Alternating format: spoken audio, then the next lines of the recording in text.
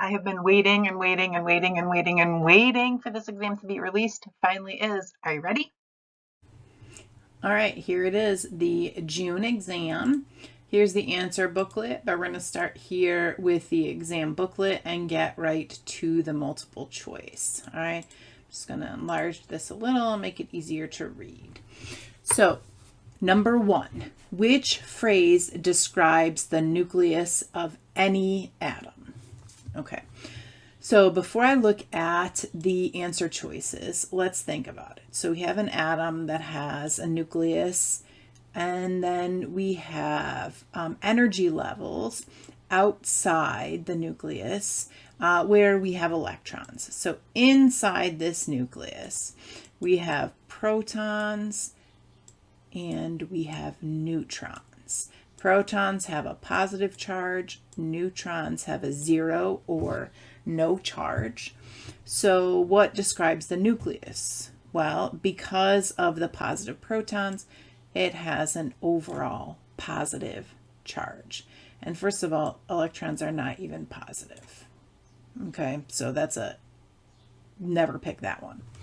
Number 2, which particles each have a mass of approximately 1 atomic mass unit? This is a reference table question. So here I'm looking at table O, okay?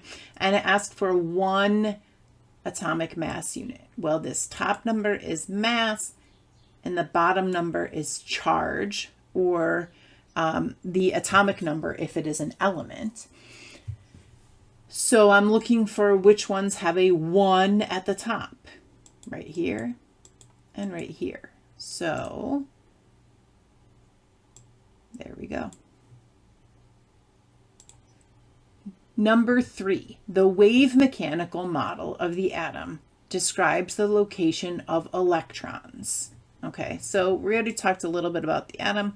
We have a nucleus in the center, and then we have energy levels that would reflect the probable location of electrons. But within each of these energy levels or electron shells, there are shapes called orbitals, and that is the answer. So they're located in orbitals outside the nucleus. Number 4, when a ground state electron in an atom moves to an excited state. So the electron, okay, what happens? So I was already thinking about how I like to describe it. So I like to think about a ladder, okay? And down here at the bottom is ground state, like you're standing on the ground, super stable, okay? And then up here on the ladder, and remember we have ladders of varying height, okay? But at the top of the ladder, it is excited state. So if you are standing right here at the very top of the ladder, it is very unstable and you don't want to be there, okay? And neither does the electron.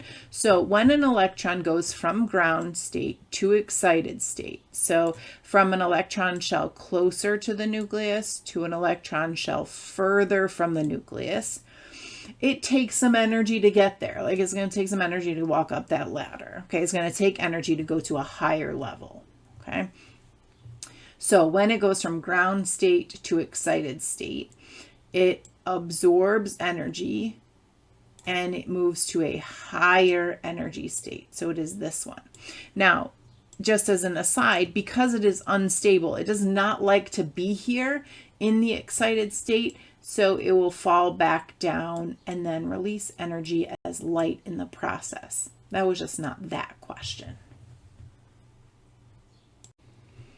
Number 5, which statement describes a chemical property of iron? Well, first of all, a chemical property means that we're trying to make it react. If it's a physical property, that's the opposite, okay? So the other option would be a physical property, and physical properties are things you can just describe without changing it. So I could melt it, right? I could freeze it. I could talk about its color. I could talk about its shape. I could talk about its luster. All right, there's a lot of things I could talk about that are all physical properties, but I'm looking for a chemical property.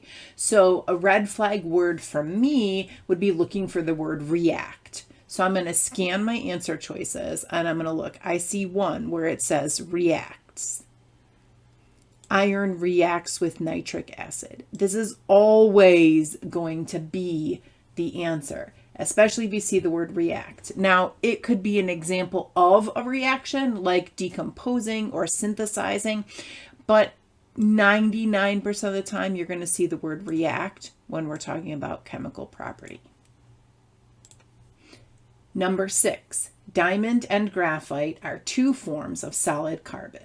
These two forms of carbon have. Okay, so I'm going to ask you, because some of this says structures and properties, right? So some says different properties, some says same properties. So I can eliminate two answers right away by thinking about that. If I gave you a graphite ring, would you give me a diamond ring in exchange, as an even exchange, like they have the same properties? Of course not. So if it says the same properties, I know those are wrong. Now, literally think logically. If they have different properties, then they obviously have to have different structures. So this word, which they're not usually going to test the word, but they're going to test this concept. This word is allotropes. So forms of the same element that have different structures and different properties. Okay. Number 7, which substance can be broken down by a chemical change? Okay, in this case, here's something to remember. Okay. Elements cannot be broken down chemically, which means, oops, just spelled that wrong. Compounds can be broken down chemically. So you're going to look through this list and find the one that is not an element. And you can always double check on the periodic table or use table S if you don't recognize the names. Sometimes they use obscure names, but in this case, they're not. Cobalt element, krypton element, manganese element. Oh, ding, ding, ding. There we go. Number 8, based on table I. So literally, if you are not looking at table I, what are you doing? Which equation represents conservation of mass and energy?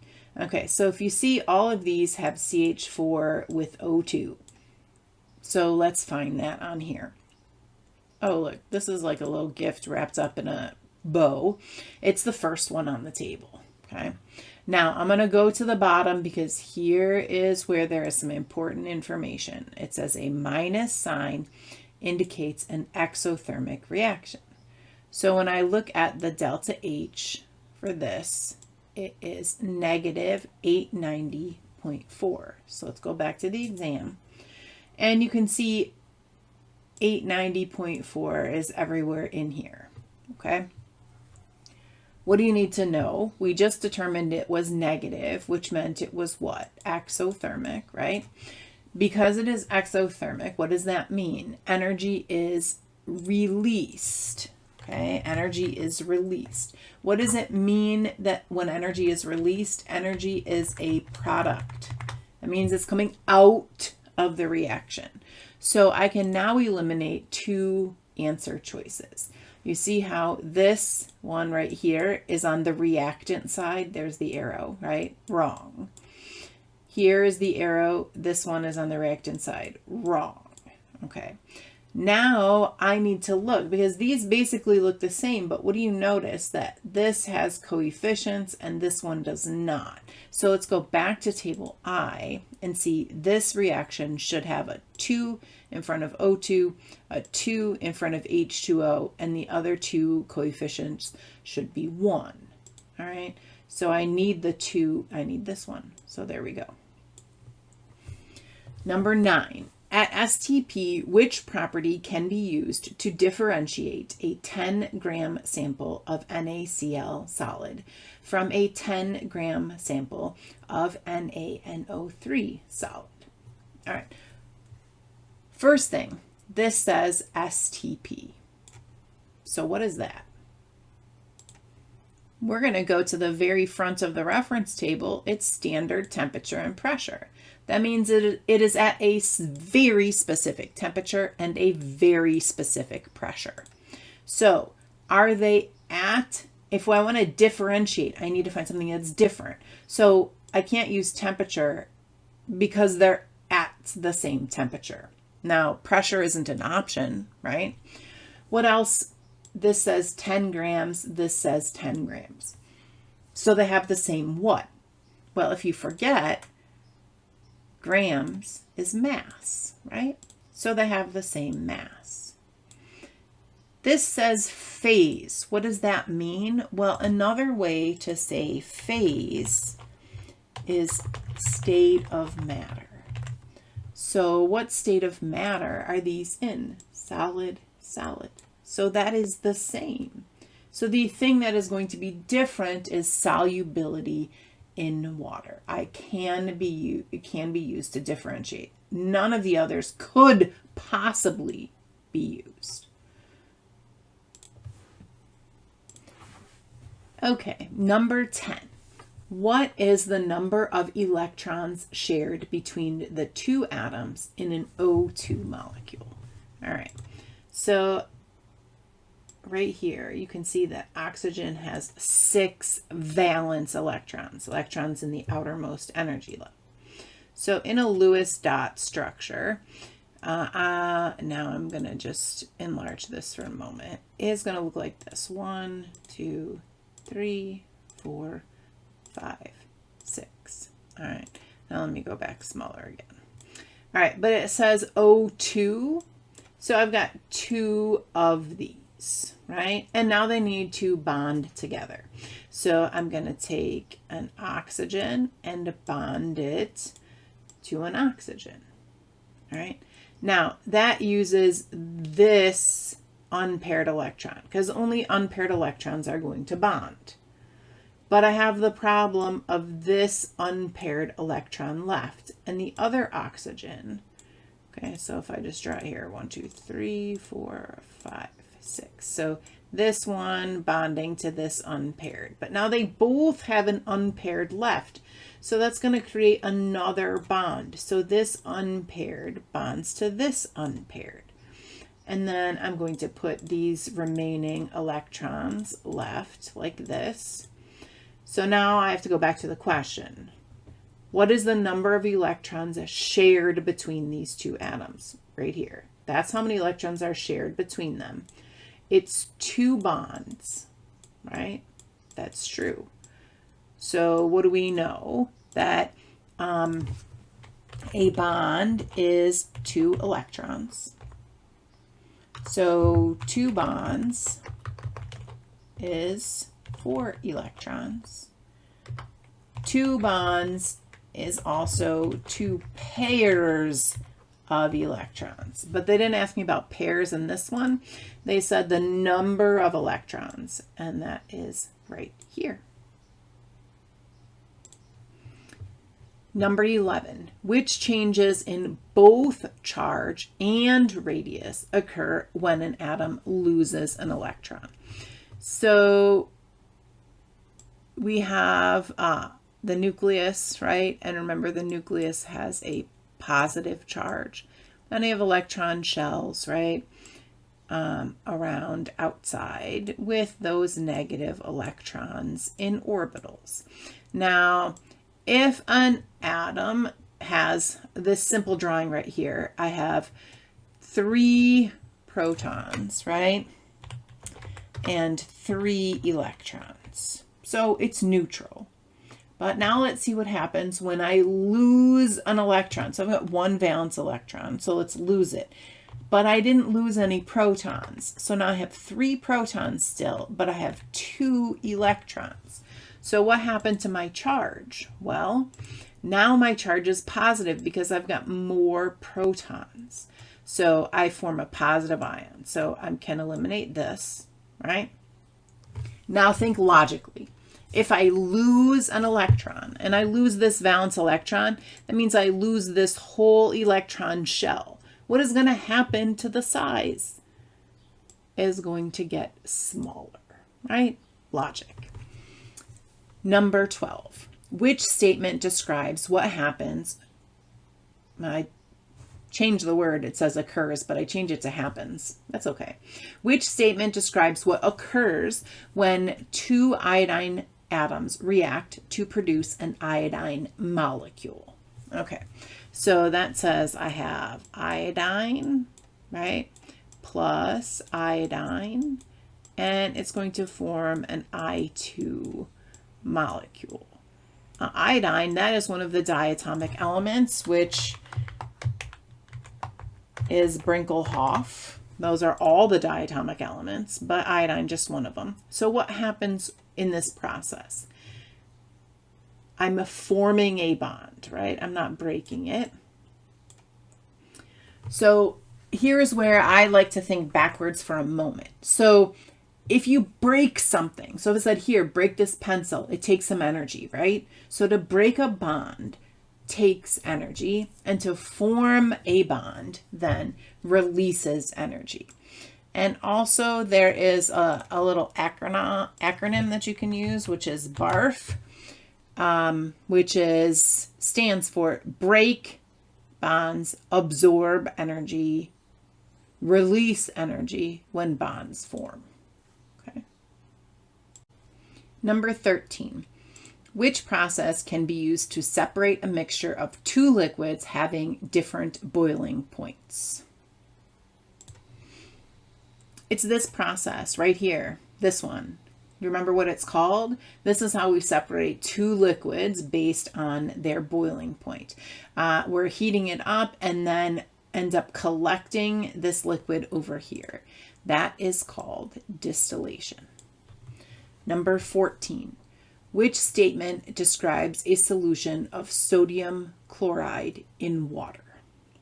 Okay, so water is what I had, and then I put sodium chloride inside. All right, so there are two terms that I see in my answers, solvent and solute. So the solute is what you put in, and the solvent does the dissolving. So in this case, that means water is the solvent. Okay, so this is wrong. This is wrong. So now let's see what's true. The solvent is water. The solute is NaCl. The next thing that I have to decide is it homogeneous or heterogeneous? And you probably know this, hopefully, but that's NaCl is sodium chloride, right? And sodium chloride is just table salt, and so it does dissolve in water. You can use table F if they asked about a different substance, or to double check. Anything with a NaCl is always soluble, which means if it dissolves, it is homogeneous. Okay. Number 15. At STP, which property would be the same for 1.0 liter of helium and 1.0 liter of argon? This is Avogadro's law. And Avogadro's law states that at the same temperature, at the same pressure, when you have two gases that have the same volume, they have the same number of particles. Okay. Number 16. The melting of an ice cube is an example of. All right. I like to think this. So we have solid, liquid, and gas, right? When you are going from in this pathway, so going like from solid to liquid, that is endothermic, meaning I need to put energy in. And I always think about, in order to melt something, right, you need to add energy in, which means if I follow the reverse pathway, like going from gas to liquid, is going to be exothermic. Right? So let's see, melting of an ice cube. So melting goes from solid to liquid, right? So it's endothermic. So that means I know these are wrong. And now if it melts an ice cube, did I form a new substance? No, just it's in a different state of matter. So it is an endothermic physical change. Number 17, which statement explains the low boiling point of hydrogen H2 at standard pressure? Well, boiling point is connected to intermolecular forces. Okay? And when there is a low boiling point, it has weak intermolecular forces. Number 18. In chemical reactions, which term is defined as the difference between the potential energy of the products and the potential energy of the reactants? So we're talking about a potential energy diagram like this, right? Here's an example. And we're talking about this distance right here, right? Where we do the potential energy of the products minus the potential energy of the reactants. You do have a slight hint if you remember that we use table I when we're talking about potential energy diagrams. And look at that. It is heat of reaction. Number 19. Which phrase describes what happens to the reaction pathway and activation energy of a reaction to which a catalyst is added? Well, look, I already drew this little potential energy diagram. So now let's add a catalyst. What happens when we add a catalyst? We start the same. Reactants at the same spot. We end the same. Products at the same spot. All we do is we take a shortcut, not a long cut. We take a shortcut. So it still has to follow the same general shape. Okay. So like that. So is it the same pathway? No, it is not.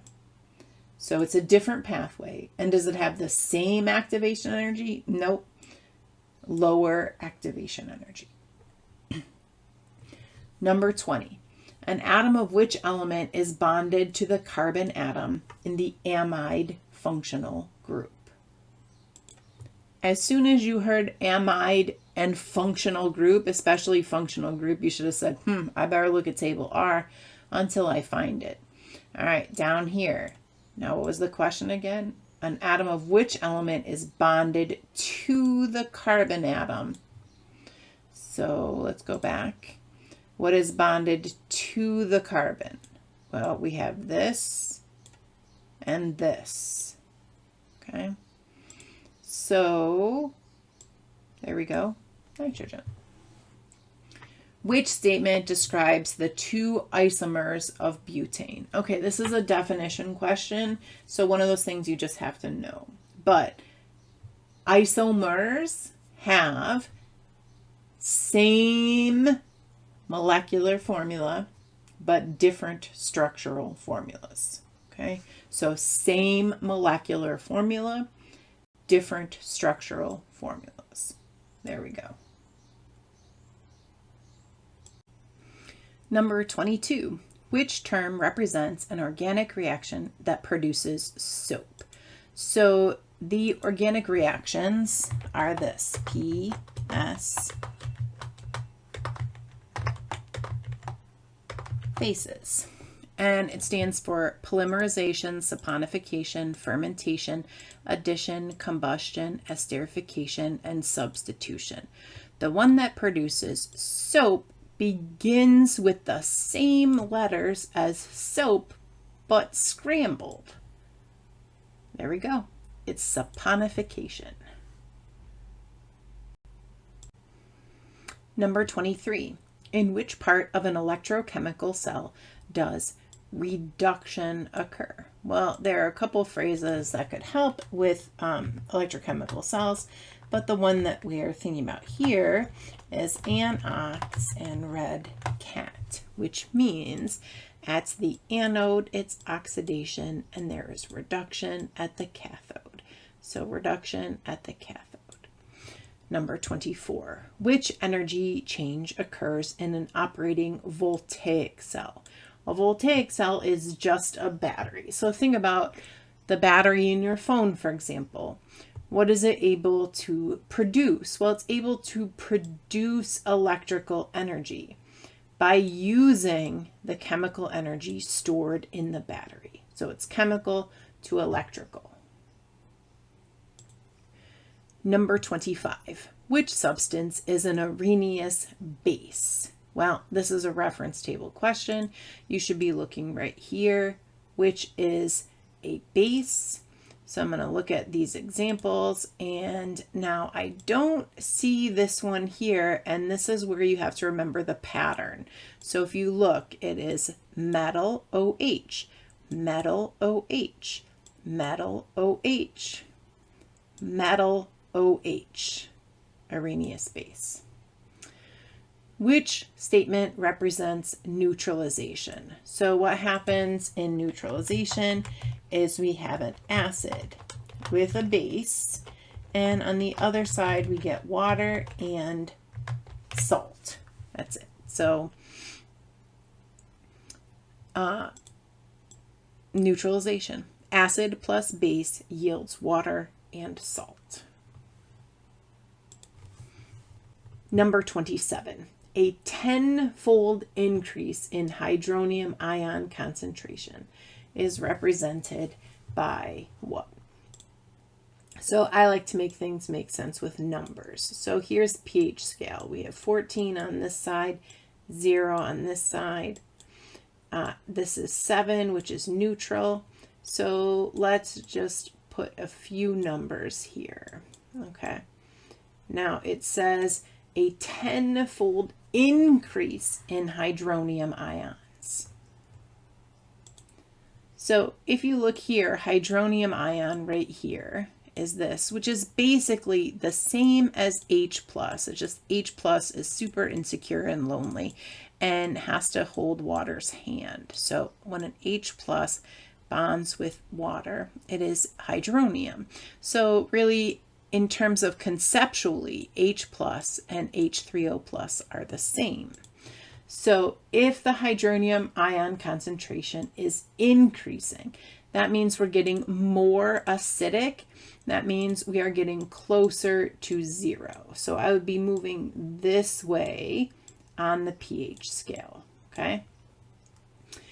Now, every time you move one number on the pH scale, okay, it is a 10 times change in hydronium ion. Why? Because it's based on logarithms. Luckily, we don't have to use the logarithm calculation, but you just need to know conceptually it's based on logarithms.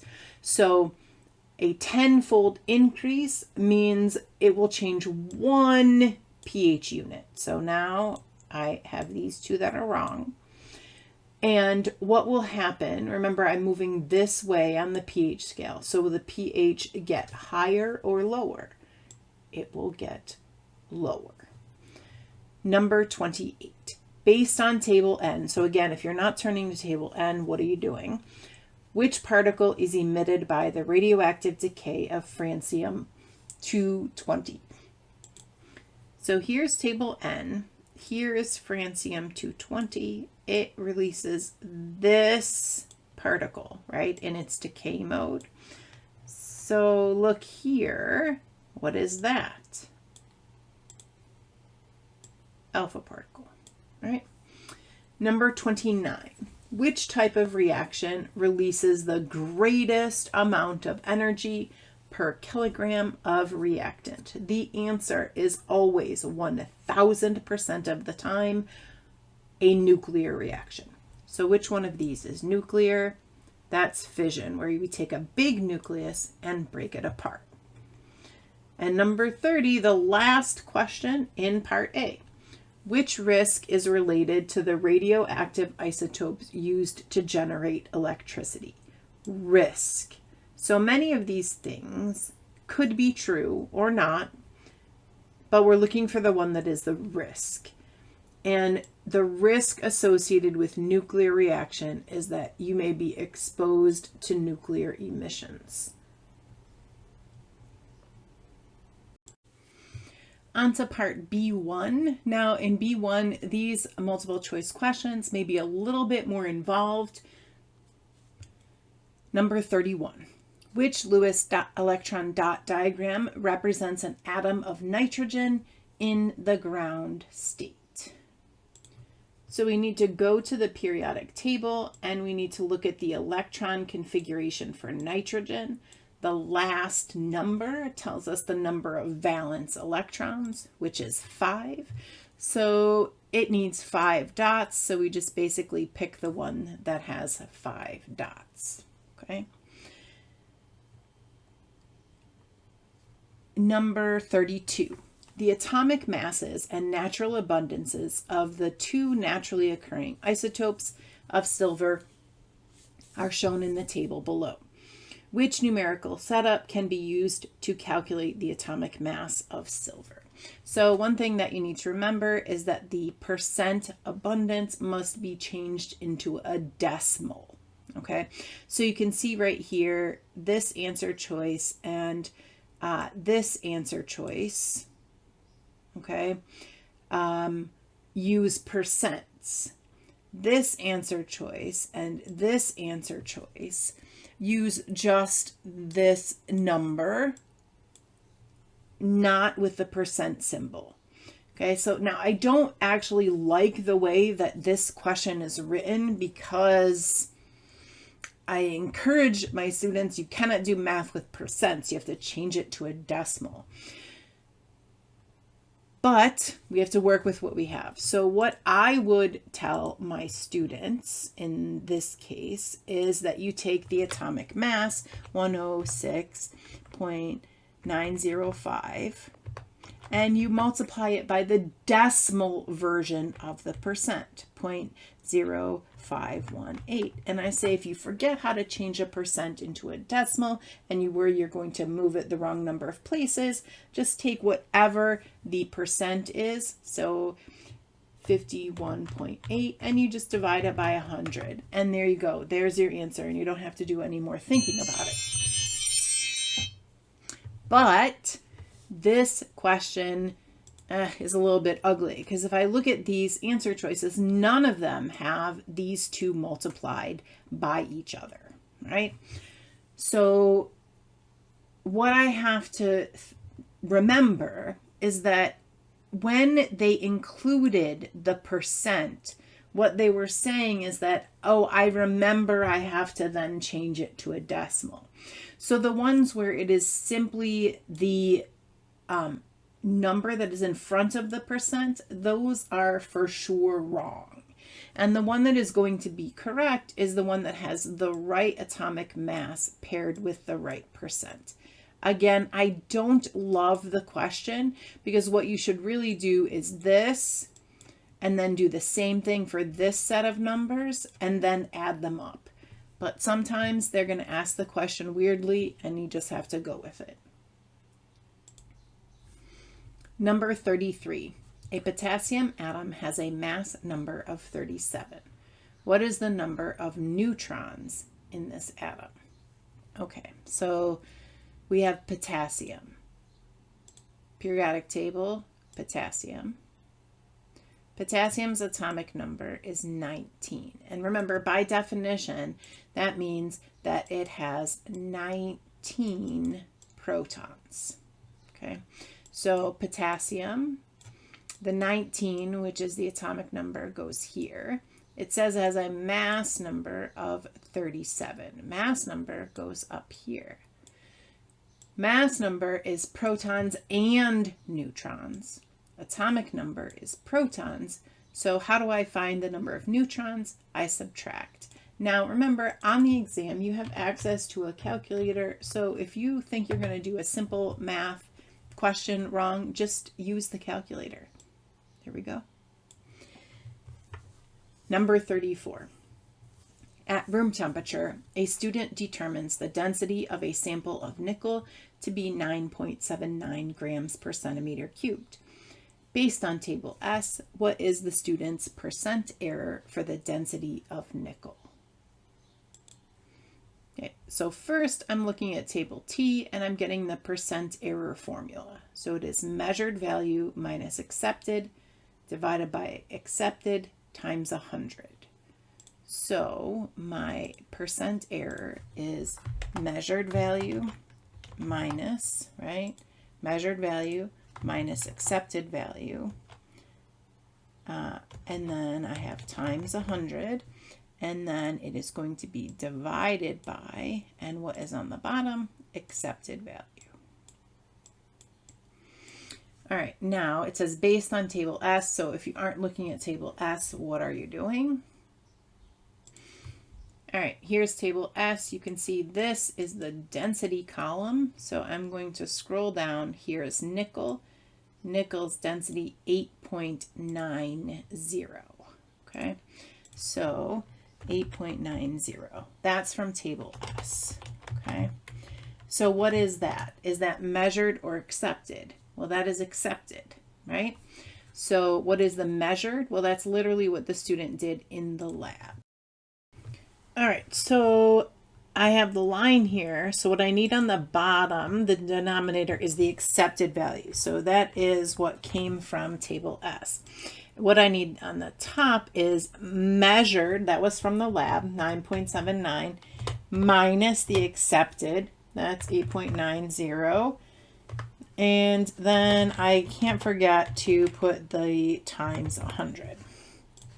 So now let's put that into a calculator. So you do 9.79, that was measured value, minus 8.90 accepted value from table S. Do equals, oops, I built the wrong thing. So 9.79 minus 8.90. Okay, equals. So when you get a number in a calculator that seems weird, double check your work.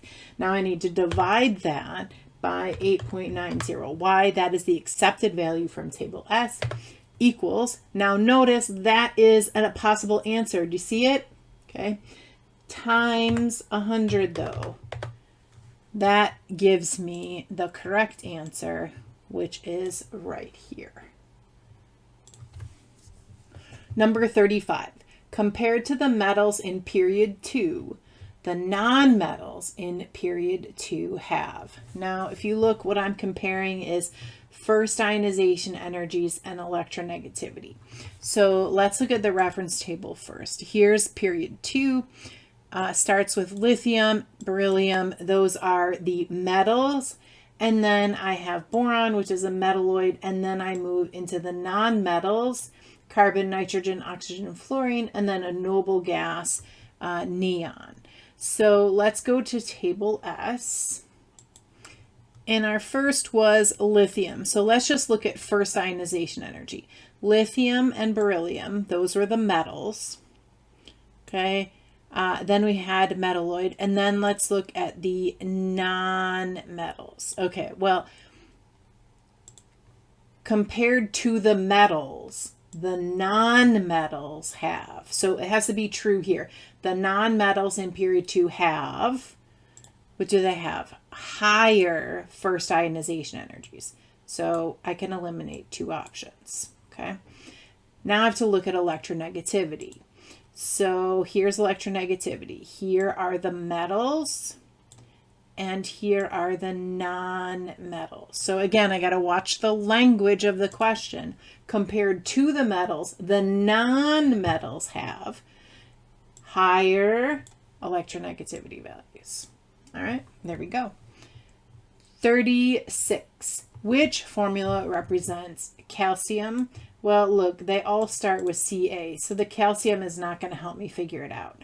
But then I have hydride. Okay. Now I see this right here, so I'm going to check table E real quick. And when I go to table E, you'll see this, right? What is the name of that? Hydroxide. Is that what the question said? No. So that means I'm down to these two. Now I have to decide which one. Okay, so periodic table time. All right, I'm going to look up calcium, and I need its oxidation state, +2. That's it, only option. Hydrogen, now here's where it's tricky, okay? It's either +1 or -1. So calcium is +2, right? Hydrogen can either be +2 or +1 or -1. Well, in order for this to have no charge overall, if calcium is positive, that means hydrogen has to be negative. Also, if you remember in a formula, the first one is going to have a positive charge and the second one will be negative. So if calcium is +2, so hydrogen is -1. If I do +2, right? So +2 plus -1. Will that give me 0? No, it will not. So I need to add another hydrogen. That will give me -2. +2, -2 balances out. It should be number 2. Now, that was a weird question because they don't usually ask one where hydrogen is negative, but they did, so it is what it is. Number 37. What is the number of moles in a 78.8 gram sample of magnesium carbonate, or MgCO3? And it tells you the gram formula mass. Okay, so I need the mole calculations formula. What is the mole calculation formula? Given mass over gram formula mass equals moles. So what is the number of moles? Given mass divided by gram formula mass. So on the top, it's going to be 78.8 given mass. And the bottom is going to be the gram formula mass, which they told me was 84.3. And then I need to divide those, and that will tell me moles. So first, let me ask you, is the number bigger than 1 or smaller than 1? Well, it's smaller than 1. So I know that's wrong. Okay. So let's just do 78.8 divided by 84.3, and I get 0.9347. So I'm going to look which one of those answers is the closest. 93, here we go. There's our answer, number 2. All right, number 38. Given the equation representing a reaction, which type of chemical reaction is represented by the equation?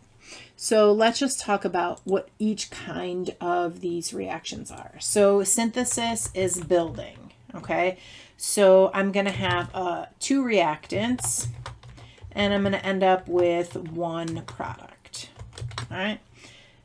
Decomposition, okay, means breakdown. So I'm going to start with one thing, all right? And I'm going to break it apart on the other side, all right? And then single replacement, that's like a redox reaction for sure, but it's where I have 2 things connected as a compound and a single element. And then I'm going to have a switch happen. So what will happen is instead of A pairing with B, C will pair with B, and A will be alone. And in double replacement, I have a whole bunch of compounds, okay? And then what's going to happen is they're going to swap.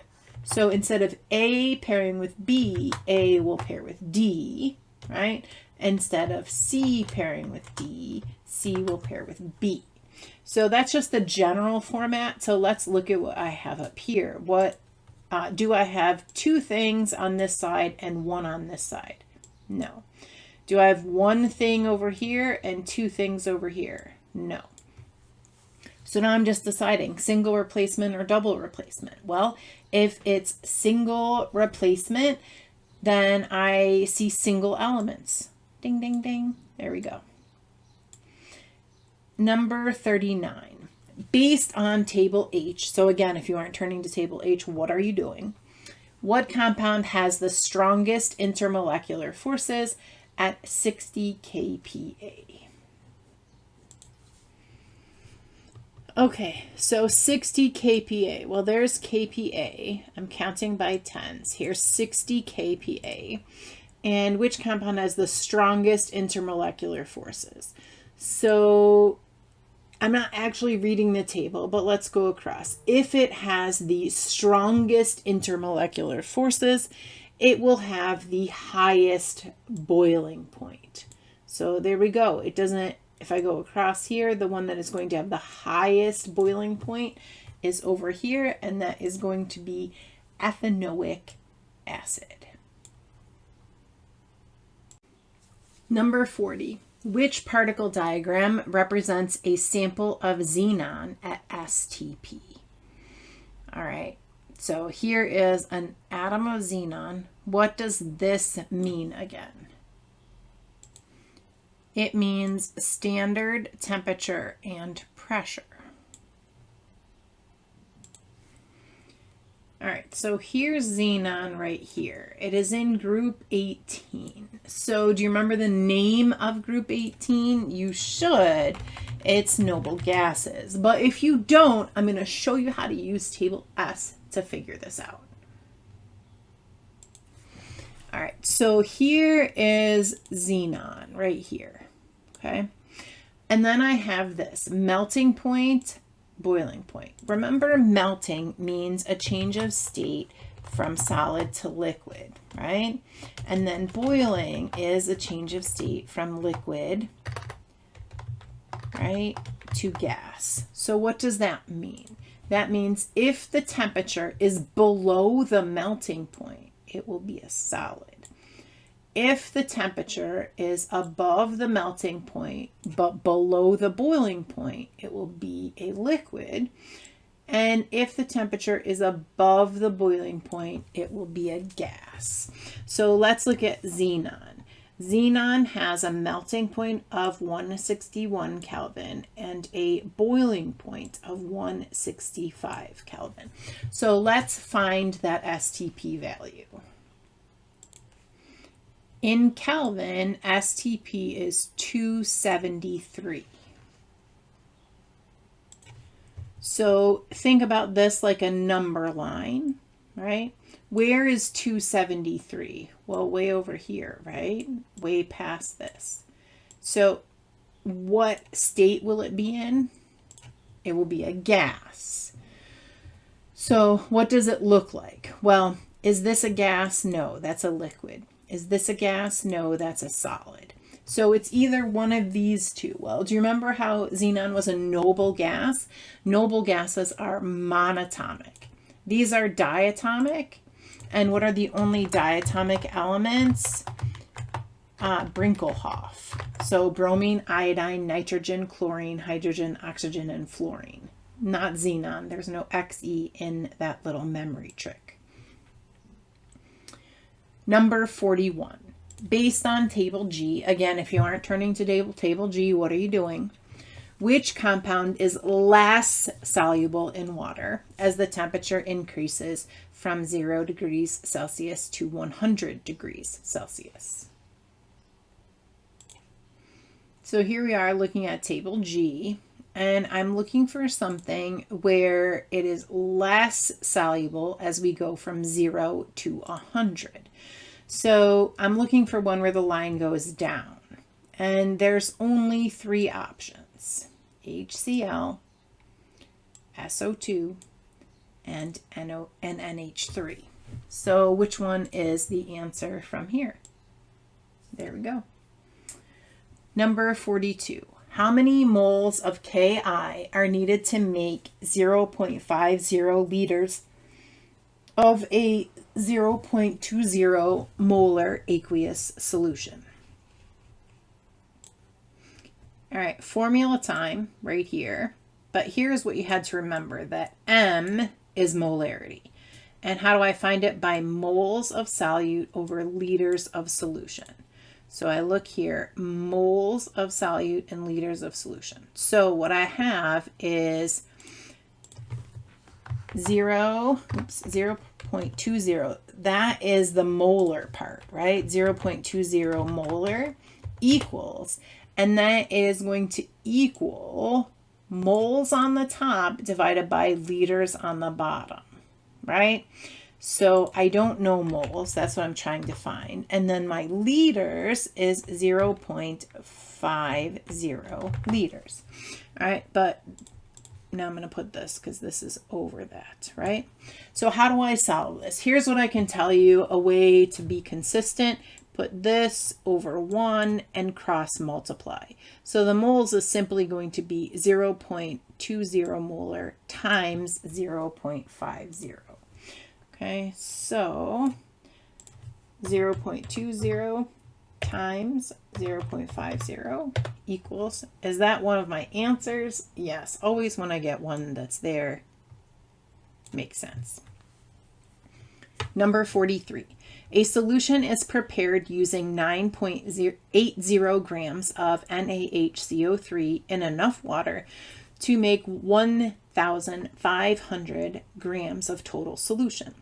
What is the concentration of the solution expressed in parts per million?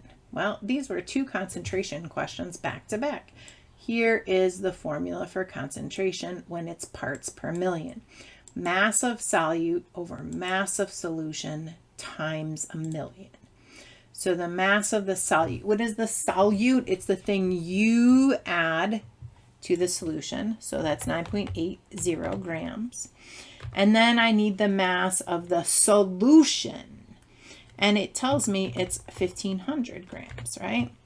And then I need to times 1 million, which is 1 with 6 zeros.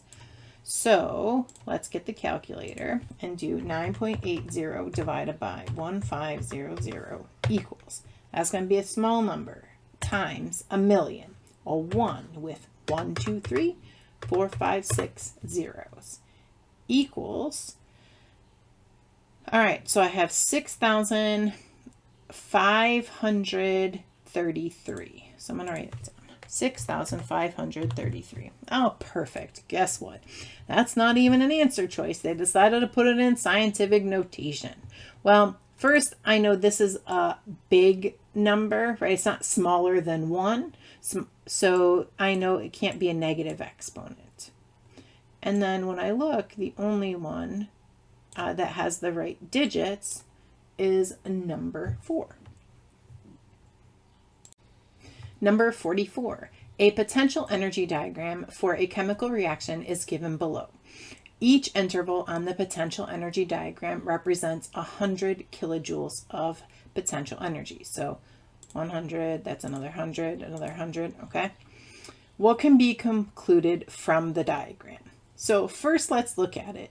Is this exothermic or endothermic? Well, here are reactants and here are products. As you can see, from reactants to products, there is more energy at the products. So it gained energy. What does that mean? That means it is endothermic. And remember, table I is the one that kind of deals with potential energy diagrams. And right here, a minus sign indicates exothermic. We just said this one is endothermic, so that means it has a positive sign for the heat of reaction. So I can get rid of this and I can get rid of this. Now what did we say? It's endothermic right here. Number 2. Number 45. Given the formula representing a compound, what is the chemical name of this compound? First thing I'm going to use is table P. Table P helps us name carbon chains. So let's look. I have 1, 2, 3, 4, 5 carbons connected in a chain. 5 is pent. All right, well, look at this. They all end with pentane. That didn't help me differentiate. That's okay. Now what? Okay, I'm going to look for what is connected to the carbons that's not just a hydrogen. And I've got these right here, right? When I go to table R, when I have that attached, I say bromo. Now let's look at the example. The example has a number. I like to call the number the address. It literally says whatever you just stuck on there is on a specific carbon number. Okay, so all of these say dibromo, so that doesn't help me name it. They all have different addresses though. So let's look. Are the bromines stuck on the same carbon? No, they're not. So that means this is wrong because that says both of them are on carbon number 1. And this is wrong because that says both of them are on carbon 2. So the correct answer is this one. Now, why wouldn't it be 4, 5? Because the rule for addresses is we use the lowest number possible. Number 46, the diagram and equation below represent an electrochemical cell. Which process is represented by this diagram? Well, see this right here? This is what's going to help me answer the question. It is an electrolytic cell when it has a battery in it, and that's either electrolysis or electroplating. Number 47. Which aqueous solution has the greatest ability to conduct an electric current? Okay, so when it is conducting an electric current, it is an electrolyte. All right, when it is an electrolyte, it is an acid, a base, or a salt. Okay, it is not covalent. That is key right there. All right, so let's look. This is metal and nonmetal, salt. Metal, nonmetal, salt. This is all nonmetals, covalent. So these two are not conductors at all. So now I have to decide the difference between these two. Which one is better able to conduct an electric current? Well, it is better able to conduct an electric current when there are more ions. So that means in this case, higher concentration. So which one of these has a higher concentration? It's this one. 0.10 is bigger, okay? All right, number 48. What fraction of an original sample of iodine 131 remains unchanged after 24.063 days? All right, so I'm going to start like this. It doesn't tell me how many grams I have. So if I start, 1 is the whole in terms of fraction, right? So after 1 half-life, I have 1 half left, right? After another half-life, I have half of a half, which is 1/4. After another half-life, I have a half of a fourth, which is an eighth. All right, so I'm not even going to go any further because you can see my answer choices don't go smaller than that. 1/3 is not even a possibility. It's this many days have passed. So each one of these half-lives represents a time.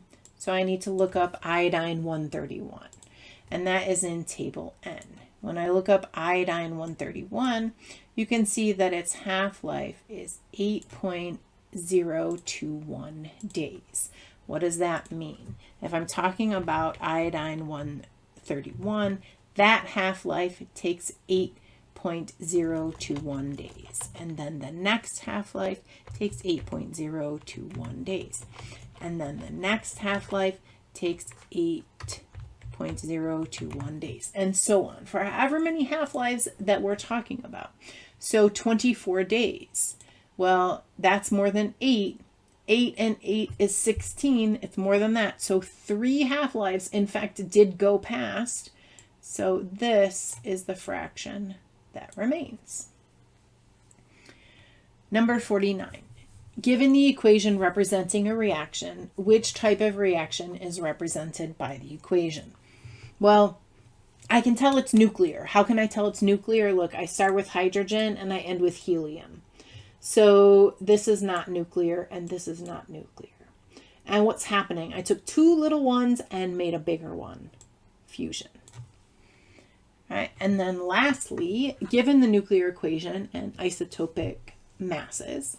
What is the amount of mass converted to energy as a result of the reaction between the two reactant nuclei? So remember, in a nuclear reaction, we have a very small amount of mass that actually gets converted to energy, which is why such a huge amount of energy is created. So in an equation, we should have the same mass on both sides, right? So they gave us numbers this time instead of just saying mass was converted to energy. So what I'm going to do is open up my calculator, and on this side, on this side I have 6.0151 U, and I have 2.0140 U. So that is this much.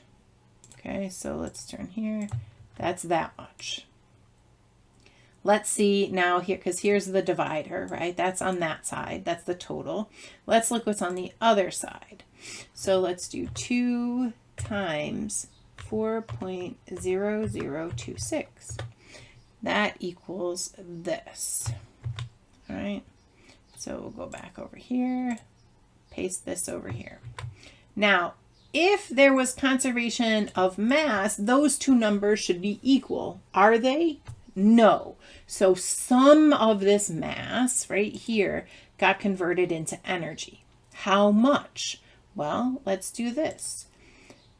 8.0291 minus 8.0052. This amount actually turned into energy. So there it is, number 1. That is the end of the multiple choice. Before we go on to the next part, what I want to show you, because I have been marking it up, I want to show you the reference table. So look at the tables that I used. A and D, I used E, F, G, H, we used I, L, N, O, P, R, the periodic table a bunch of times, table S, and we used table T. So if you aren't using your reference table, what are you doing? And what I'm going to do when I do the next part for the constructed response, I'm going to switch the color. So I'm going to change it to green. Actually, I'll change it to red, so it's a little bit more easy to tell the difference. And then we'll see how often you should be using your reference table on both parts of the exam. All right, now we are moving on to section B2, and these are technically the easier short response or constructed response questions. Now, unlike the multiple choice questions, for part B2 and C, you will have like a diagram or a reading, and then, you know, somewhere between 1 and 5 questions. Okay, this one has 2. What I recommend doing is literally just skip the reading. Maybe you need it, maybe you don't, and go to the question. All right, so this says compare. Ready? This literally wrapped it up in a bow and gave you a gift. Why? Because the answers for compare are either equal, greater than, or less than. Okay, so I'm going to start reading the question now. Compare the energy of an electron in the first shell of a technetium atom. So I'm going to start my answer with the energy of an electron in the first shell of a technetium atom is, now my next word needs to either be equal, greater, or less. Okay, and what am I comparing it to? The energy of an electron in the third shell of the same atom. Well, so remember, we have an atom, there's the nucleus, and then we have the electron shells. And as we get further from the nucleus, the energy is greater. So the energy of an electron in the first shell is, and this is all I have to do, right? Less. Did I compare them? Yes. Now I could write is less than the energy of an electron in the third shell of the same atom, but I don't need to. I can just write this. The energy of an electron in the first shell of a technetium atom is less. I could have said the energy of an electron in the third shell is greater. Okay, that would also be correct. But that's it. So when you look at the answer booklet for 51, you can see you have these lines here. Okay, and this is what you'd be putting. The energy of an electron in the first shell is less. All right, now 52. State in terms of protons and neutrons. Okay, so as soon as I say in terms of, then I know my answer has to say two words for sure. It has to say protons and neutrons. Those have to be somewhere in my answer. Okay, so why the various nuclides? Now, if you were like, I don't even remember ever hearing the word nuclide, let me show you. Look at table N right here. Look at this. Nuclide. Nuclide. It just means a specific nucleus. So a gold nucleus that has a mass number of 198, or a carbon nucleus that has a mass number of 14. Okay, so state in terms of protons and neutrons why the various nuclides of technetium are isotopes of each other. Well, this is basically, do you know the definition of isotopes? Okay, isotopes have, let's see, they are isotopes because why? They have the same number of protons and different numbers of neutrons. Okay, they have the same number of protons and different numbers of neutrons. That is the answer that explains why they're isotopes. And again, we have this amount of space, which is appropriate for that question. And you had to mention both. You had to mention protons and you had to mention neutrons. So same protons, different neutrons. You do not have to give specific numbers. And because they don't tell you what the specific isotopes are, you can't actually give numbers for the neutrons. So keep it simple. This is what you need to write. All right, next section, also two questions. Number 53, show a numerical setup. So I'm not actually calculating, but I'm setting it up as if I was going to. A volume, and I'm talking about a gas, and I have a temperature, and I have a pressure. How do I know that's pressure though? Well, right here, if I go to table D, right, which is our selected units, and we look at pressure, now it only says Pascal. So if you're like, how did you know that? Well, because look right here, standard pressure uses ATM as one of its units, okay? So I have a temperature, I have a pressure, and it's asking me about volume. You should realize combined gas law right here, right? P1 V1 over T1 equals P2 V2 over T2, okay? So all they gave me though was a temperature, a pressure, and said find volume. So let's go back and read what they gave me up here. And all they gave me was this. What is liters? Well, that's a volume. And does this help me? Sure does, remember? STP, right? STP, standard temperature and pressure. I have values. Okay. So let's get this set up. So I'm going to have P1. I'm just going to make my list. V1, T1, P2, V2, T2. All right. So I started with this up here, right? This is what I started with. So I'm going to add these in. So 0.250 liter, that is volume 1. So 0.250 liters. Standard temperature, right? Always in Kelvin because we can't have any negatives or zeros. So that's 273. Standard pressure, 1 atmosphere. Now, what changed? Well, it says our pressure is 1.00 atmosphere, and it says the temperature is 298 Kelvin, and it says the volume is what we're calculating. So now I'm going to set it up. So remember, it's P1, 1, times V1, 0.25, 0.250 over T1, 273, all right, equals, and then I have P2, 1.00,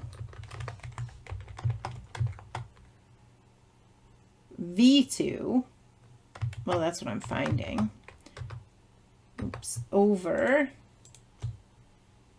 T2, 298. Okay, now let's put these as like this. And that's it, done. But what do you notice? That I have a 1.00 and a 1.00. So in reality, okay, I could leave out the 1.00. So this would also be correct if what I wrote was this. That's it. That's all I need. Okay. And I don't have to put V2. I could have labeled it just as X or just V or something like that. But you have to have something in there that indicates it is a variable. No, I don't have to set it up anymore to like rearrange the formula. That's it. Done. Okay. 54. State a change in pressure that will cause the gas in the cylinder to behave more like an ideal gas. So what is an ideal gas? So an ideal gas follows all those principles of the KMT, the kinetic molecular theory. So the particles are moving fast, the particles are far apart, there's no intermolecular forces. Okay, so when is a gas most ideal? So I could tell you this, a gas is most ideal when it is on a tropical vacation. What do I mean? Well, it's nice and warm. There's high temperature and low stress or pressure. So when is a gas most ideal? When the temperature is high and the stress or pressure is low. It's on a tropical vacation. That's ideal. Maybe not for everybody, but we will pretend in this case. So state a change in pressure that will cause the gas in the cylinder to behave more like an ideal gas. Decrease the pressure. I could give a number, but I don't need to. All I need to do is lower the pressure. So decrease the pressure or lower the pressure. All right, this next set is 3 questions. I got a little reading, a diagram, a little more reading, data table. Skip it all, go to the question. State the direction of heat flow between the candle flame and the beaker of water during the time the candle is lit. Now, when it says direction, I don't mean north, south, left, right. I mean, talk about the movement between 2 things. And the 2 things that are mentioned are the candle flame and the beaker of water. So it is going to be from the candle flame to the beaker, from the beaker to the candle flame, or I guess potentially back and forth between them. Those are my options. So I'm going to need to look at the picture. Okay. First, there we go. Here is the candle. There's the flame. And here's the beaker of water. Okay, so think about the temperature of the flame. Let's find out what temperature the water is at. And the water before we heated it is right here. And that is basically room temperature, because room temperature is somewhere between 20 and 25 degrees Celsius. Now think about the temperature of a flame. Okay, so heat always flows, right? From higher temperature to lower temperature. Okay, so which one was the higher temperature? The candle flame. Lower temperature, beaker of water. So heat flows from the candle flame to the beaker of water. I don't have to say all the words. I could say from the candle to the water. That's enough. Okay. Let's look at the answer booklet and see how much space they're giving me to answer this question. Well, look, they literally just want me to write what. So you put from what goes here. Candle, what goes here? Beaker of water. Easy peasy, right? Number 56. Show a numerical setup. So again, I'm not doing a calculation. I'm setting it up. The amount of heat in joules absorbed by the water in the beaker as a result of the burning candle. All right, back to the formulas. I have 3 options. Okay. So let's look up here for a minute. Here was the temperature of the water before, and here's the temperature of the water after. Did the temperature change? Yes. Now I know my formula, because the only formula that includes temperature is this one. Q equals MC delta T. Okay. So I just need the formula, right? So Q equals MC, and I'm just going to write T because I can't easily type a triangle here, but I know that it's change in temperature. So I don't even need to calculate it, because normally I would say I have to calculate the change in temperature. Actually, I don't have to calculate a single thing. I got to plug all the correct numbers in though. All right, so if I'm finding heat, I need everything else. So I need a value for mass, right? I need a value for C, and I need a value for change in temperature. That is all I need for setup. So M is what? M is mass. Do I have the mass of, and it says absorbed by the water. So do I have the mass of the water? Sure do. 120.0. C. C is specific heat capacity. So when I look up here, no, that's not in the data table. No, it's not here. Oh, you know what that means. Yep, it's a reference table, table B. So this water is in what state? A liquid, right? So that is right here. See how it says water as a liquid and specific heat capacity. So 4.18. So now I know the C value, 4.18. All right. Now the T, remember it was delta T, right? Delta T, and delta T is change in temperature. How do you find change in temperature? Well, change in temperature is the final temperature minus the initial temperature. Okay. So what temperature did it end at?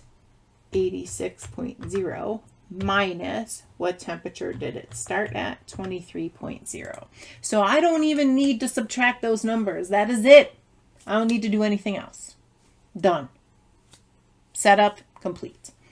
And again, in the answer book, you have this big space. All right. Now, when we look for 57, you can see I've got a shorter line. So let's see. State how the molecular motion of the water molecules in the beaker changes as the temperature increases.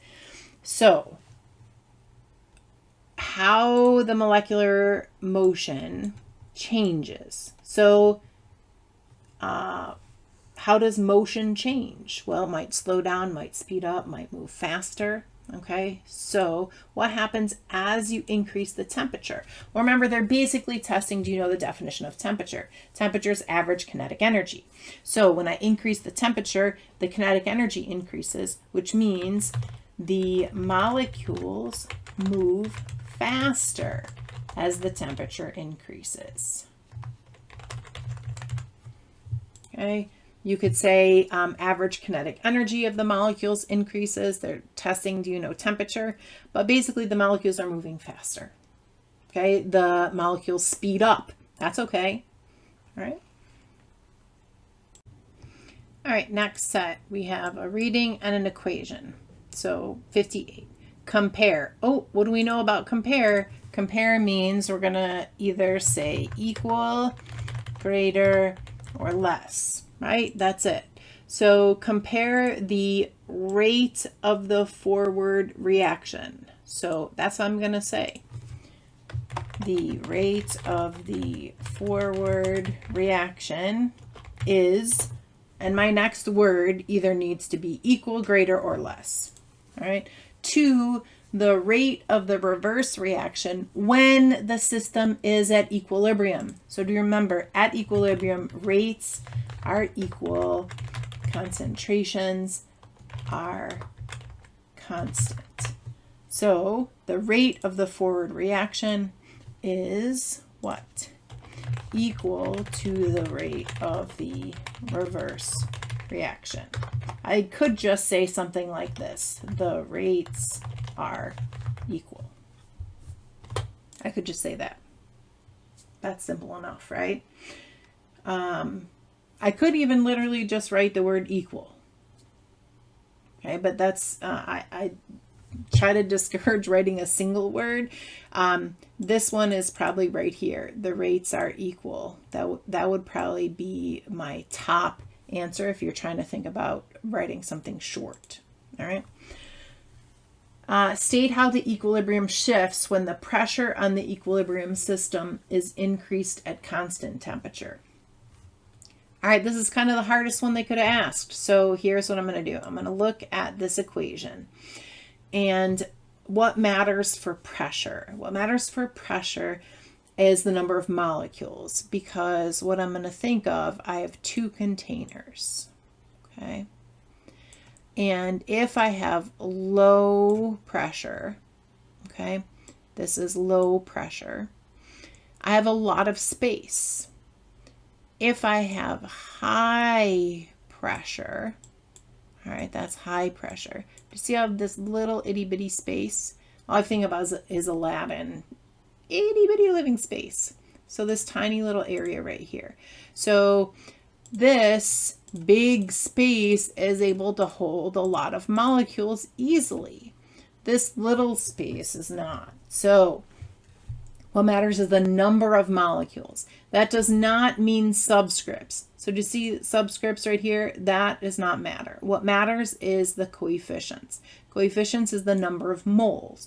So on the reactant side of the equation, I have 2 moles of gas. And on the product side, I have 1 mole of gas. All right. So how does the equilibrium shift when the pressure is increased? So that means I switch to this high pressure. What fits better in this little space? 2 moles of gas or 1 mole of gas? 1 mole of gas, right? Which means which way will the equilibrium shift? It shifts to the right or to the product side, okay? And the next one, compare. Again, another 2 compare questions in the same section, equal, greater, or less. So compare what? The entropy of the sample of dinitrogen tetroxide gas at 25 degrees Celsius. Okay. So the sample at 25 degrees Celsius is, right, what? The entropy. Oops, I forgot the word entropy. The entropy of the sample at 25 degrees Celsius is, now what am I comparing it to? The entropy of the same sample of dinitrogen tetroxide liquid at 15 degrees Celsius. So the entropy of the sample at 25 degrees Celsius is greater, partly because the temperature is higher and partly because it's a gas. Entropy is disorder. So when the temperature is higher, there's more disorder. And when the state of matter is gas, there's more disorder. So the entropy of the sample at 25 degrees Celsius is greater. All right, next set is 3 questions. I have a little reading and an equation, but to the questions. 61. State the change in oxidation state of copper in this reaction.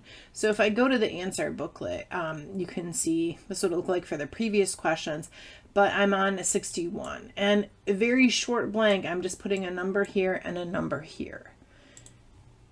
So how do I get started? All right, first thing I'm going to do, copper. So I'm going to find where copper is in this equation. So here and here. Okay. So when it says from to what, it's from this one to this one. Okay. Next, I'm going to look copper up on the periodic table. So here's copper, right? And oxidation states right there. So copper, when it's in a compound, has 2 possible oxidation states, which again, if you look, is +1 or +2. Now, that's when it is a compound. What you should know is that all elements with no charge, that means they're neutral, have oxidation states of 0. Okay, now on the periodic table, none of these elements have 0 listed, right, for their oxidation states. You just got to know that one. So when I look at this equation, this one right here, this is copper as an element. So its oxidation state is 0. So I know so far it is from 0 to, and now I have to figure it out. In this compound over here, I can see that copper is with this. What is that? Well, right here, NO3, nitrate. And look at its charge, -1. But how many nitrates do I have? 2. How do I know NO3 in the parentheses? That's -1. The subscript tells me how many. So I have -1 from one of the nitrates, but I have 2 nitrates. So how much total negative do I have? -2. So what total positive does this copper have? And there's only 1 copper. Yeah, it's going to be +2. So from 0 to +2. Based on table J, again, so if you don't turn to table J, what are you doing? State why CuS reacts spontaneously with Ag plus aqueous. So here we are, table J. We actually haven't looked at this one yet. And I'm going to look. Here is Cu and here is Ag. Now notice Ag plus is not on here. It's Ag. So when I talk about this table, I just want to talk about the names of the elements. Okay. I don't want to put pluses, minuses. Don't do that. I mean, these are all pluses anyway, but I don't want to put a charge. I just want to talk about the names of the elements. Okay. So for this one, based on table J, state why copper reacts spontaneously. Why? Where is copper compared to Ag? So I can just state simply copper is higher on table J.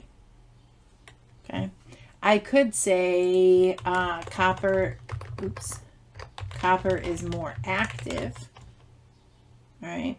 Now, what is interesting is that they said you cannot say copper is more active than Ag plus.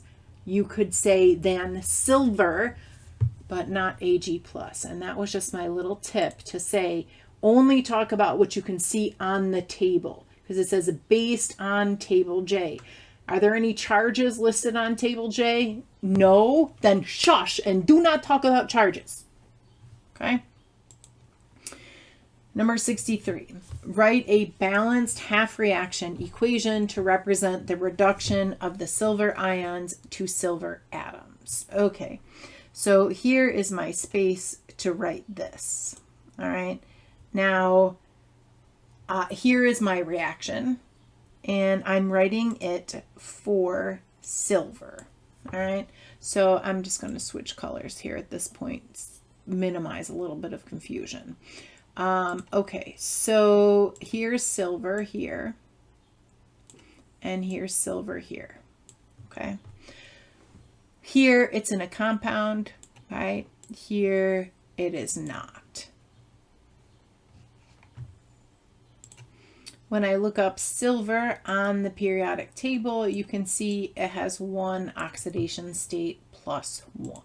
Okay, so that means this silver in this compound is plus 1. This silver alone is 0. Okay, so I need that in order to write half reaction. But what I also recognize here is that it is reduction. So I tell my students to do this. Draw a little mini number line, right? And you just need, here's 1, here's -1. Okay. We're either losing or gaining electrons. Okay. So, and when we lose or gain electrons, we move one of these ways on the number line. When you move this way, this gets more negative. So that's gaining electrons is reduction. And this is Leo, losing electrons is oxidation. Also, this is amazing because this arrow points this way, right? Which means the electrons go on that side of the equation. So that's pointing toward the reactant side, right? So let's try and put this equation together. All right. I'm going to write it so the charges look correct. So I started with Ag and it was plus 1, right? What do I have on the other side? Just Ag. Now it is not, that's not finished. It is not a half reaction until I add electrons in. Remember this? Ding, ding, ding, ding, ding, ding, ding, ding, ding, ding, ding. You put the electrons on this side. So that means over here. So I need to put an electron over here, or one electron, more than one. I don't know. How many? Well, I went from plus 1 to 0. How many spaces? 1. So one single electron. You have to put the E with the negative sign, though. If you leave the negative sign off, they literally tell it on the exam every single year. You can't get credit. Now, the order of these two doesn't matter. I could say Ag plus electron, but they need to be on the reactant side and then this one on the product side. All right, next section, 2 questions. I'm going to read the question first. So we got a little bit of reading. Write the name of the laboratory procedure used in this activity. So laboratory procedures are things like filtration or distillation or evaporation, something you actually do in a lab, a procedure, a process. All right. So now I actually have to read what we did. So during a laboratory activity, 15.0 milliliters of hydrochloric acid is exactly neutralized by 18.2 milliliters of 0.11 molar sodium hydroxide. During the laboratory activity, appropriate safety equipment is used and safety procedures are followed. So write the name of the laboratory procedure. The laboratory procedure is not neutralization. Like, that's not a lab procedure. Not like, there's not steps to follow for that in the laboratory. What is the name of this? Well, I'm going to give you a hint. And the hint is looking at the next question. It says show a numerical setup for calculating the molarity of HCl. But it's this right here. See titration? When I have molarity and volume and molarity and volume. So the lab procedure is titration. Okay, now show a numerical setup for calculating the molarity. So we just looked at the molarity formula, MAVA equals MBVB, right? So I have MA, I have VA, I have MB, and I have VB. So let's see what I have from the question. During a laboratory activity, 15.0 ml of hydrochloric acid. Okay, so the volume of the acid, 15.0, is exactly neutralized by, so this volume is 18.2 milliliters, And so that means the molarity that goes with it, 0.11 molar. And we're calculating this. All right, so now I just need to set it up in the formula. So Ma times 15.0 equals Mb 0.1, oops, put too many parentheses, 0.11 times 18.2. Bam, done, stop. Don't rearrange anything, don't calculate anything, stop, done, easy peasy.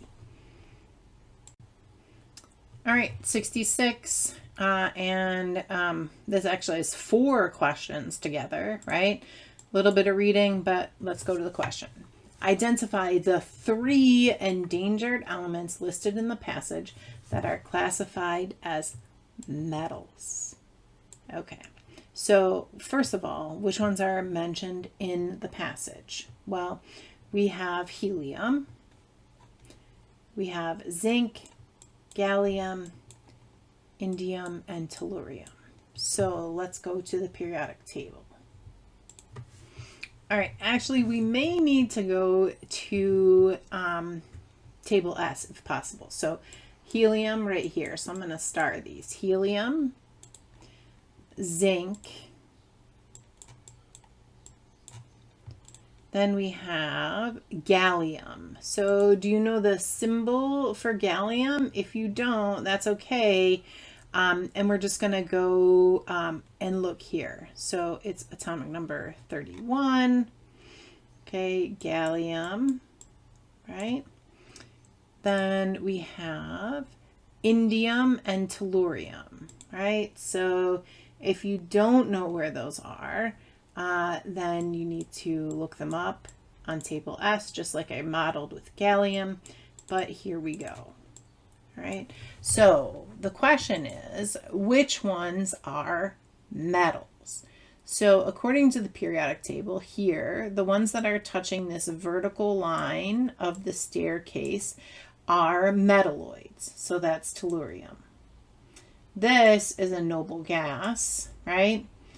So that's not it. Also, then what do we have left? We have 3, zinc, gallium, and indium. So those are the 3, okay? So they are zinc, gallium, gallium, and indium. That's it. There are no other right answers, okay? Explain in terms of electrons. So what word must be in my answer? Please, electrons. Why gallium and indium have similar chemical properties. So let's go to the periodic table. Why do gallium and indium have similar chemical properties? Well, they're in the same group, but does that mention electrons? No, it does not. So why? Because they have similar chemical properties because they both have 3 valence electrons. Valence electrons is what determines chemical properties, not same, similarity. You could also have said they have the same number of valence electrons. Okay.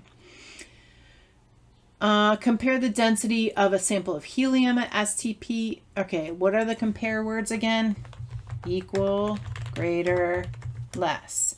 So I'm comparing the density of a sample of helium at STP.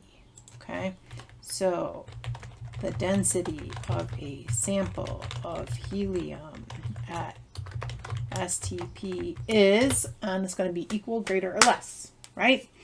Now, you could know a few things about it. So helium right here is a noble gas, and there are only 2 liquids at STP, bromine and mercury, and so tellurium is not it. So that means it is a solid. But what if you forgot that because, oh my gosh, it's the exam and you panicked? I would look it up here. Density. This is what I would do just to be safe. So the density of helium, bam, right here. Look at that, tiny number. Density of tellurium, right here. Woo! So let's go back. The density of a sample of helium at STP is less, is lower, smaller, something like that. Okay. Number 69. Explain in terms of electron shells. So what does my answer have to talk about? Literally electron shells. Why the atomic radius of an atom of indium is greater than the atomic radius of an atom of gallium when both atoms are in the ground state. So we go to the periodic table again, and we're comparing gallium and indium. Okay, and electron shells. So let's look at the electron configurations. Gallium has 2, 8, 18, 3, which means 2 electrons in the first energy level or electron shell, 8 in the second, 18 in the third, and 3 in the fourth. Indium, on the other hand, has 2 in the first, 8 in the second, 18 in the third, 18 in the fourth, and 3 in the fifth. So what do you notice? Well, indium is in period 5 and it has 5 electron shells. And gallium is in period 4 and it has 4 electron shells. So why would indium be have a larger radius? So indium has a larger radius because it has more electron shells. I mean, also, though, logically, doesn't that make sense? Like, it would be bigger because it has more shells. Makes sense, right? All right, next one, I've got 70 through 73. I've got reading, equations. All right, we're skipping it, though. We're going to the questions. Determine the percent composition by mass of nitrogen in HNO3, and it gives me the gram formula mass. So where do I go for this? Right here. Look at this. We haven't used this one yet. Okay. And it is mass of part over mass of the whole thing times 100. Okay. So in this case, so I'm going to write this down. Mass of part, right? And then on the bottom is mass of the whole thing. So when I'm talking about a compound, right, like this is, and I'm talking about the percent of nitrogen, okay, then the part is the element. So the mass of the element, okay, and what is the whole? Well, the whole is going to be the mass of the compound, okay? So, what element? Nitrogen. And what is the mass of the compound? Right there, okay? So that's easy. I just replaced 63 at the bottom for the mass of the compound. Okay, so I know that the bottom is going to be 63.0, right? And I know that it has to say times 100. But what goes above here? What goes on top? The mass of the element, right? That's nitrogen. Well, how the heck do I find the mass of nitrogen? Well, you go to the periodic table. Here's nitrogen. Atomic mass right here, and we can round it to 1 decimal place. That's easy. It's 14. So the mass of nitrogen, the molar mass, gram formula mass of nitrogen is 14 grams per mole. So look at this chemical formula. How many nitrogens are in the formula? Well, 1. Well, that makes it easy. So I put 14 right here. So I'm going to do 14 divided by 63, but then I'm not going to forget times 100. So this is the first time I had to do a calculation. I had a lot of numerical setups, right? So 14 divided by 63 equals, I was going to do equals all the time, times 100. So it's going to be 22.2%. Okay, 22. I'm not going to forget percent when I'm thinking about it. But when I look at this answer, look, it already wrote the percent for me, okay? So 22.2%. Now, if you're wondering, like, what were they giving me credit? Like, what if I used the whole thing? What if I used 14.0067? Okay. Well, the range for this question is they accepted from 22% itself to 22.24%. If your value was in between these numbers, then you got credit. Notice how this is in between there. Okay. All right. So 71. Balance equation 1 in your answer booklet using the smallest whole number coefficients. So I got to go to the equation. All right. Now, what I can tell you is this, only because I know ahead of time. This is probably the hardest one that I've seen them use, but doesn't matter. We're gonna work through it, and hopefully it will make sense. So first, why do I say it's the hardest? Look at this. I got oxygen here and oxygen here. I got the same element in two places. Ugh, literally the worst. Okay. So when it's like that, I literally don't want to deal with those right now. So what I'm going to do is put a 2 in front of this and see if I can make it work. Okay.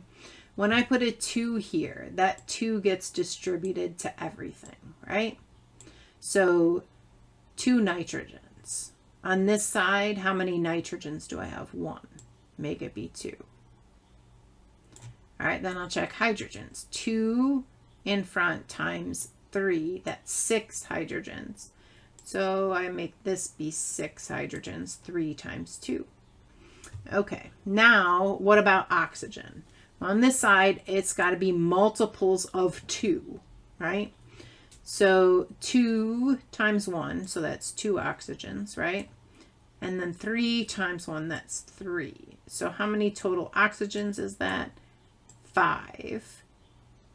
Well, that's a problem because nothing times 2 is 5.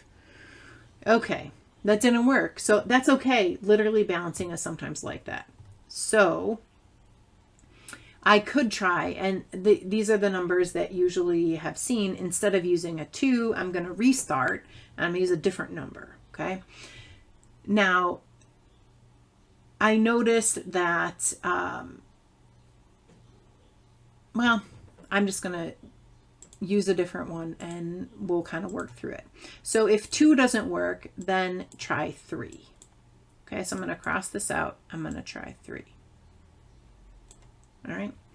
So when I try 3, I need 3 nitrogens, and 3 times 3, I need 9. Oh, well, I literally can't even get 9 because that. All right, well, that was fast. Then I know it's wrong. So if 3 didn't work, we're going to try 4. All right. Whew, let's see. 4 nitrogens. Okay, 4 nitrogens. 4 goes there. 4 times 3 is 12. All right. 6 times 2 is 12. All right, now we go to the oxygens again, right? So 4 times 1, I've got 4 here. 6 times 1, I've got 6 here. 6 plus 4 is 10. Can I get 10 oxygens? Sure can.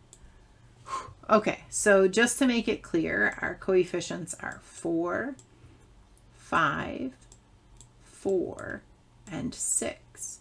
Can I reduce them? No, no, no, no, no, you can't. Why not? Well, because I could divide this by 2, and this by 2, and this by 2, but not this. That's it. I'm done. Finished. Like I said, this is probably one of the harder equations I've seen them ask you to balance. All right, number 72. Show a numerical setup for calculating the gram formula mass of the NO2 produced. So I don't need to calculate it. I just got to show the setup. So they told me a gram formula mass, the value, but never said how they did it. So how do you do gram formula mass? So I'm going to need to find the molar mass of nitrogen and the molar mass of oxygen. So nitrogen right here, that was 14. What else do I need? Oxygen. Oxygen right here, that's rounds to 16. Okay, so this is 14, right? And this is 16. But now let's look in the formula. I have how many nitrogens? 1. Okay, so that's easy. That's just 14 plus. How many oxygens are in this formula? Right here, look at that. 2. So I could do a few things here. I could say 14 plus 16 plus 16. Okay. I could say 14 plus 2 times 16. All right. I could have done the math for the 2 times 16 and could say 14 plus 32. I could use the whole decimals, but I don't know why you'd want to do that, but you could if you wanted to. So any of these, so these 3 that I wrote, these are all possible correct answers. And 73, determine the number of moles of oxygen required to completely react with 4.0 moles of NO in equation 2. Okay, so I got to look at equation 2. And I have oxygen and NO. All right, so let's look at the ratio. Okay, what is the ratio of oxygen to NO in this equation? So what is the coefficient in front of oxygen? 1. What is the coefficient in front of NO? 2. So what does that mean? That means for every, let me just move this, it's a little hard to see there. That means for every 1 mole of oxygen that is needed, 2 moles of NO are needed. Okay, so I'm going to see if I can figure it out. All right, so I'm going to set it up like this. So 1 mole of oxygen over 2 moles of NO. That is my ratio. So instead of writing it like this, I put it like this. That ratio has to be consistent, right? So on this side, I have 4 moles of NO. I didn't have 2. And I want to find this, right? How many moles of oxygen? So I can cross multiply or just realize that to get from 2 to 4, I multiply the denominator times 2. So if I multiply the denominator times 2, I multiply the numerator times 2. So my answer is 2 moles. That's it. Okay. All right, next one is a 5-question section. So we have an equation and a reading, but let's go here. State the molecular polarity for each of the reactants in the equation. So here's the divider between products and reactants. Here are the 2 reactants. And I need to state the molecular polarity. Okay, so if you just remember, these are 2 that they ask these so often. Okay, so you should know what the Lewis dot structures for these look like or what the molecules look like. So carbon dioxide looks like this.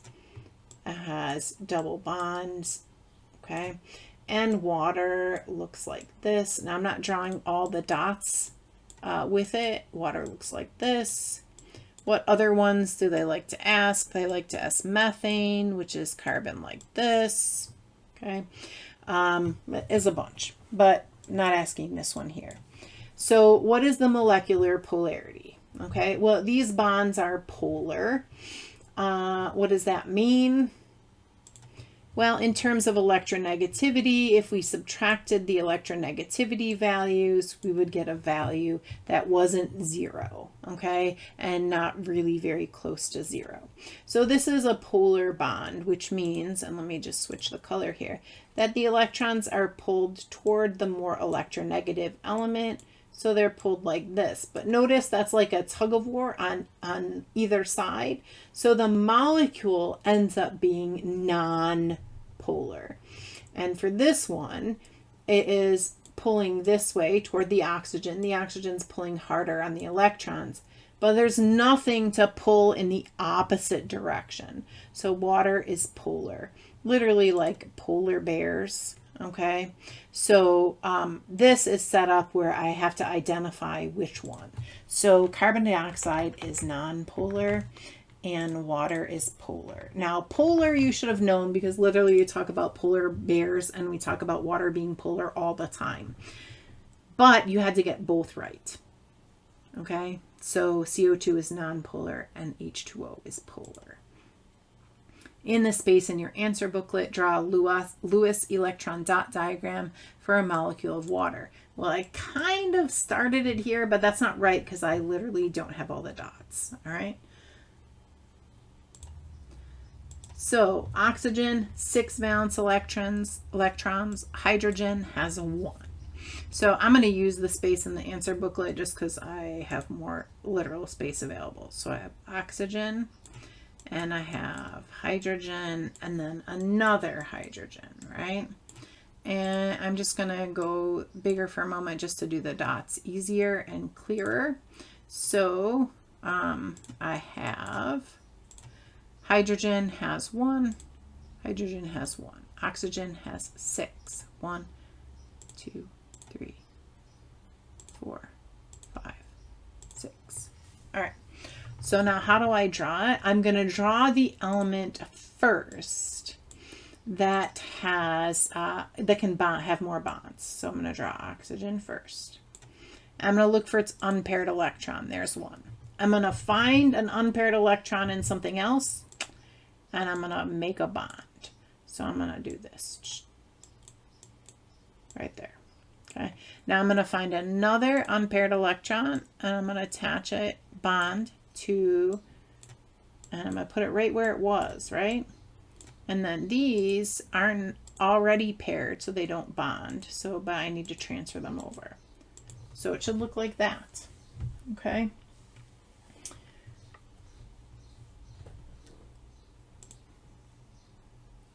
Now, 76, based on table S. So literally, if you aren't looking at table S, what the heck?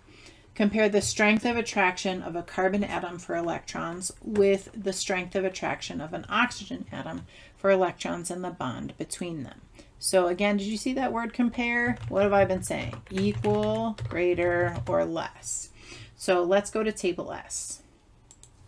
All right, here are my titles for table S. Which one of those is strength of attraction for electrons? Ooh, electronegativity. So I'm comparing carbon and oxygen. So here is carbon and here is oxygen. All right, so the strength of attraction of a carbon atom for electrons is what? Less. Okay. Carbon has less strength of attraction. Oxygen has greater strength of attraction. In some version, you have to say that. Okay. Now, state in terms of element classification. What in the heck does that mean? Well, let's look at the periodic table. How do we classify elements? Well, we talked about it in terms of, remember these vertical lines? So we're talking about either metals, nonmetals, or metalloids. Those are how elements are classified. So why is CO2 a molecular compound? Well, where's C? Nonmetal side. Where's O? Nonmetal side. So why is it a molecular compound? They are both nonmetals and share electrons. That's what makes it molecular, because remember, molecular equals covalent, right? Those two are the same thing. Now, 78, write the empirical formula for glucose. Well, I got to go back to the question now. So which thing here is glucose? Hopefully you recognize it, but it's this. By process of elimination, I should know it, but also it says this: the reaction produces glucose and oxygen. That's obviously oxygen, so that's glucose. So how do I do empirical formula? Empirical formula means I have to reduce. So I have to divide the subscripts, right, to reduce it to lowest terms.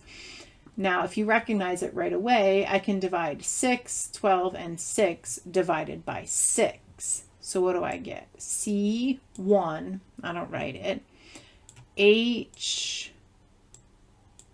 12 divided by 6 is 2, and O, 6 divided by 6 is 1. That's it. That's what you should have gotten, okay? All right, next section, reading, equation, skip it. State the class of organic compound. Hold up. Class of compound, organic, reference table. Okay, state the class of organic compound to which the product of the equation belongs. So first of all, my answer has to be something from this column. If it is not, it is wrong, okay? Product side. Here's the arrow that divides the two sides. This is the product, okay? So what do I have on here that's not a carbon and a hydrogen? I have this. So go to table R and look for that right here. So what is the class of compound? It is what? Alcohol. And if you look at the answer booklet, you will see that it is just a very short answer. Oh, that was 78. It's this one. Same thing. Short answer like that. Okay, 80. State in terms of carbon to carbon bonds. That means my answer literally better say carbon to carbon. Okay. Why the hydrocarbon in the equation is unsaturated. So let's look. First of all, what is a hydrocarbon? Well, it only has hydrogen and carbon. So that's this one. And why would it be unsaturated? Oh, look at that. Now, it doesn't tell you in table Q, but if you remember, alkanes are the only ones that are saturated, and these two are unsaturated. So why is it unsaturated? It is unsaturated because it has a double bond between two carbons. Did I talk about carbon-carbon bond? Yes, I did. Okay. Identify the element in the product. Okay, so remember product, ding, ding, ding, of the reaction that allows it to be classified as organic. What element here? Literally. Now I know, yes, organic compounds contain carbon bonded to hydrogen. Well, what is the element that must be there that allows it to be classified as organic? Bam, carbon. That was an easy one. All right, here we go. Last section. Are you ready? 82 through 85. Okay. We got some reading and we got a table. Skip it. Go to the question. Identify the liquid tested by the student that is most acidic. Okay, so what do I need to remember about pH? It goes from 1 to 14. 7 is neutral. This side is acid. This side is base. Well, actually, technically 0, right? So this right here, 0 is the most acidic and 14 is the most basic. So the closer you get to 0, the more acidic. So which pH is closest to 0? This one, right? So it would be lemon juice. 83. State the color of bromcresol green after the indicator is added to a sample of lemon juice. So we need to look at table M for indicators. Here is bromcresol green. What do I do with table M? Well, here, this range, right? What that means is below this number, so when it's over here, it is the first color. Okay.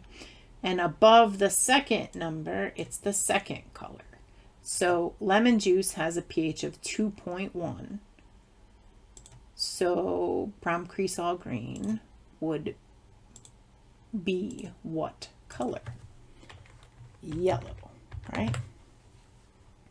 Now, 84. Complete the equation in your answer booklet by writing the formula of the missing product in the reaction of aqueous potassium hydroxide with vinegar acetic acid. So let's look at the equation. Here we go. So what do we have here? It told us this was vinegar, right? And potassium hydroxide. So let's go here. Potassium hydroxide is a what? A base. Acetic acid or vinegar is a what? An acid. What is that called? Acid plus base neutralization reaction. And what are the two things that we get? We get water and a salt. So I should just know that this is water, and I could write it HOH, or I could write it H2O. But what if you panicked and you literally forgot everything? I could just do it by figuring out what's not there, right? So C2 accounted for, H3 accounted for, O2 accounted for, okay? K accounted for. Look what's left, HOH, H2O, okay? So you could have done it by process of elimination. Whew, last question. Based on the pH value in the table, compare, oh, we end on a compare question. There were so many. Equal, greater, or less. The concentration of hydronium ions to the concentration of hydroxide ions in the distilled water. Distilled water. All right, go to the table. And where is distilled water? What is the pH? 7.0. What is that? That is neutral. What does it mean? Well, when it's an acid, it has more H pluses. When it is a base, it has more OH negatives. So what if it's neither? What if it's neutral? What if it's not an acid and it's not a base? It's neutral. That means the amount of H pluses is equal to the amount of OH negatives. So I can just say they are equal. Or I could, that's simple enough, but I could say the concentration of hydronium ions is equal to the concentration of hydroxide ions. They're the same, they're equal, they're identical. All of those work, okay? Whew, so that's it. So again, just a quick recap of the reference table. Look at this. So remember, I used red when I did the next part. And you can see some reference tables I didn't use again, but many of them I did. And some reference tables I hadn't used, now all of a sudden I did. All right, so look at that. That is extensive. So you better be using your reference tables.